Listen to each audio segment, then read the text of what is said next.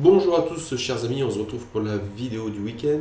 Cette semaine, comme vous pouvez le voir, le plan s'est passé exactement comme prévu. On a eu la A, B, C. On a trouvé le support sur la trendline qui est ici. Donc maintenant, deux choix s'offrent à nous. Comme je vous l'ai dit la semaine dernière, on va avoir notre premier rebond de A ici.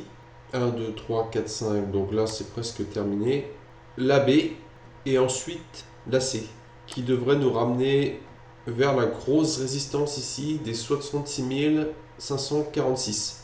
Attention parce que là, il va y avoir un gros piège. Ici, ça va être quitte ou double. C'est soit on va casser et c'est parti, on repart dans une phase haussière. Mais à ce moment-là, il faudra attendre un mouvement en deux temps. Il faudra attendre quelque chose comme ça. Tac, tac, tac, et qu'on revienne casser sur le dessus. Mais c'est possible aussi que ça part en ligne droite et que ça ne corrige pas pour bloquer un maximum de personnes. Donc là, il faudra vraiment être vigilant, mais je vous ferai la mise à jour dans les prochaines vidéos. Et le deuxième scénario que moi je privilégie, c'est qu'on va avoir A, B, C.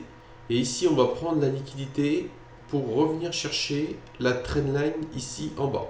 Puisque comme vous pouvez le voir, j'ai repris les plages de temps des précédentes bull runs. On a 25% de chance que ça casse contre 75% de chance que ça baisse, suivant les derniers cycles. Donc moi, je privilégie quand même les cycles récents, sachant que bon, il y a une haute corrélation avec les indices qu'on va voir maintenant. Alors ici, on a le Nasdaq. On est dans une 2, 3. On voit bien ici 1, 2, 3, 4, 5. Donc la 3 n'est pas encore terminée, mais ça va l'être. Après, on va avoir une grosse phase de stagnation ici, ce qui correspondrait bien à une continuation de bear market sur les cryptos. Ce qui est une chance en soi, hein, puisque pendant la grosse phase de correction ici, qui peut même aller jusqu'ici, hein, jusqu'aux 34 000, mais après la correction m'a l'air bullish, donc on a l'air de faire une flat. Donc A, une B plus haut que la A et la C, donc moi je privilégierais plus cette trendline ici. Mais c'est une chance, c'est vraiment une grosse chance pour recharger pour ceux qui ont loupé tout le train de la première vague haussière. Puisque la 3, on le sait, c'est la vague la plus explosive. Et par rapport à mon indicateur de cycle, vous voyez, on est encore sous-évalué. On a un 248% à aller chercher juste pour revenir au prix du BTC. Et on peut aller chercher jusqu'à un x10 dans des euphories extrêmes. Dans le dernier bull run, ça fait un petit effet pétard mouillé. On a été juste chercher le vrai prix du Bitcoin et paf, on s'est cassé la gueule. Sinon, on peut le voir, on revient toujours chercher la première borne de surchauffe avant de redescendre. Ce qui nous donnerait quand même à 400%. Si ça partait vraiment en mode surchauffe.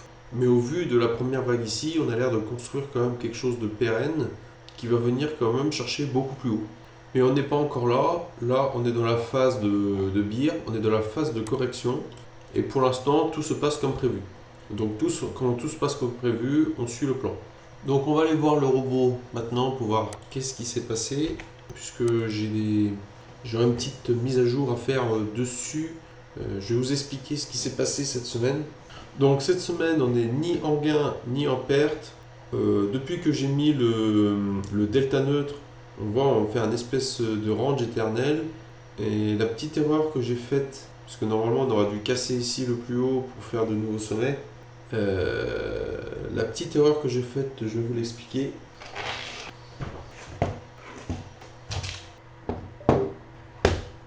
Donc quand on fait du delta neutre comme ça, on va miser sur la hausse et sur la baisse en même temps. Donc le but, c'est de se dire, bon, il y a des coins qui sont bullish sur le long terme, donc ceux-là, on va les privilégier. Et il y en a, on sait que leur valeur intrinsèque, c'est 0, donc ceux-là, on va les short. Donc bull contre short. Donc ça, c'est très bien jusque-là. Mais moi, ce que j'ai fait dans ma stratégie, c'est que j'ai été chercher 9 cryptos bull et 5 cryptos en short. Voilà, j'ai pris vraiment les meilleurs cryptos en fonction de ce que le marché me proposait.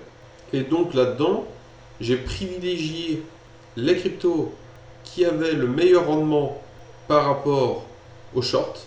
Donc j'ai accentué les meilleurs. Et ici, je me suis dit, je vais aussi accentuer le short quand l'ensemble des 9 est gagnant. Je vais vous montrer ça sur le graphique. Vous voyez, ça donne quelque chose comme ça. Quand l'ensemble des coins que j'ai choisis qui sont le plus favorables pour une hausse monte et que mon shitcoin descend, ça nous donne une belle courbe comme ceci.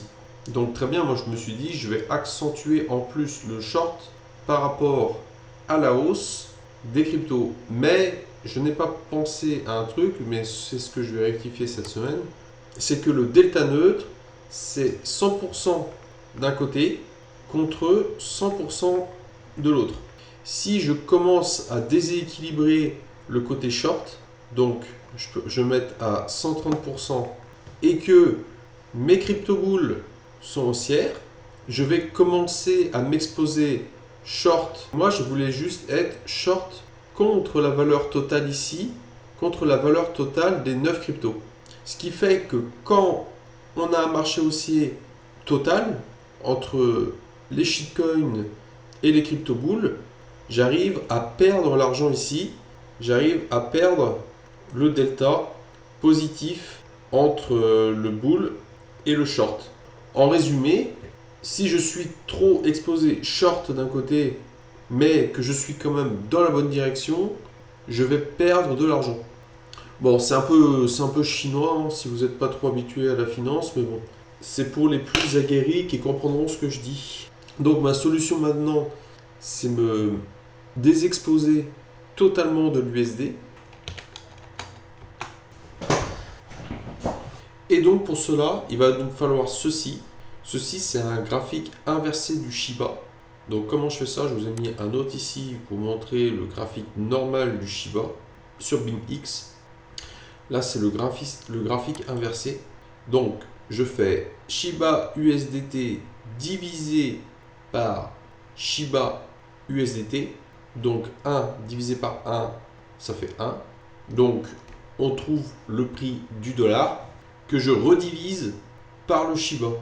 Et vous voyez ici, on se retrouve avec un graphique inversé. C'est beaucoup plus facile de gagner en short sur un graphique inversé que gagner en short sur un graphique normal. Voilà, c'est juste ça, il faut le savoir. Donc, la meilleure façon pour moi de faire du delta neutre, ça va être plus de faire du trading par rapport à l'USD en inversé et aussi sur graphique normal. Quand je parle graphique normal, je parle par exemple sol USDT. Donc, on est bull contre le sol et on est short contre l'USD. Donc, au final, pourquoi vous dire tout ça? Au final, qu'est-ce que ça va me permettre de faire? Ça va me permettre d'avoir un delta neutre que je peux accentuer à la hausse et accentuer à la baisse. Comme ça, je peux arriver par exemple à 200% short et à 100% bull et gagner de l'argent. Alors que dans le delta neutre classique, ça ne fonctionne pas. Bon, j'espère que j'ai pas perdu tout le monde. On va aller juste voir la stratégie spot. On peut voir qu'on a eu une belle remontada. On est passé de moins 50, on est revenu à moins 34. C'est le XLM et le ADA qui ont bien performé. Bon, on va aller voir ces deux-là. Bon, bah XLM, il est revenu du fin fond de l'enfer pour nous faire un petit 46%. Dans la zone verte, de toute façon, c'est toujours intéressant d'acheter, même si on s'expose à un moins 93%, puisque, comme vous le savez, j'ai changé de plan.